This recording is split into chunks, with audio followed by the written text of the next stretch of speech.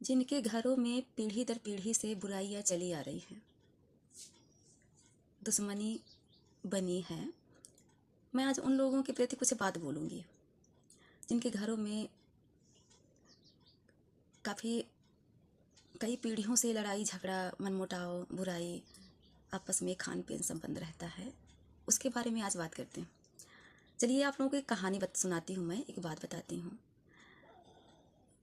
बहुत समय की बात है, एक घर में एक अंधी अंधा रहा करते थे।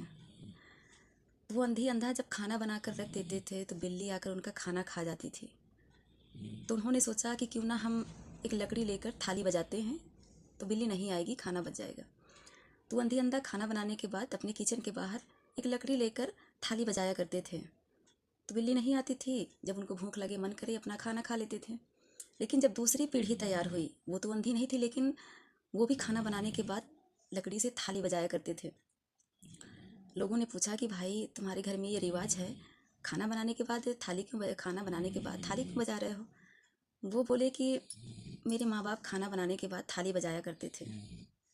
फिर जब तीसरी पीढ़ी के बच्चे तैयार हुए तो उन्होंने यही बात अपने माँ बाप से पूछा कि आप लोग थाली क्यों बजाया करते हैं, खाना खाने के बाद किचन के बाहर बैठकर थाली क्यों बजाया करते हैं? फिर उनके माँ बाप ने जवाब दिया कि भाई हमारे पीढ़ियों से चला आया है, खाना बनाने के बाद किचन के बाहर बैठकर लकड़ी से थाली बजाते हैं। तीसरी पीढ़ी के बच्चों ने कहा कि वो अंधे थे तो किचन के बाहर थाली बजाया करते थे कि बिल्ली खाना ना खा जाए। तो क्या आप अंधे हो? आपकी तो आंखें सही हैं, दिमाग भी सही है।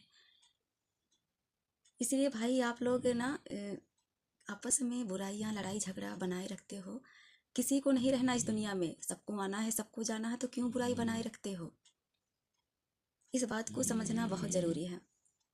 जो नई जनरेशन के बच्चे हैं, इस बात को उनको समझना बहुत ज़रूरी है।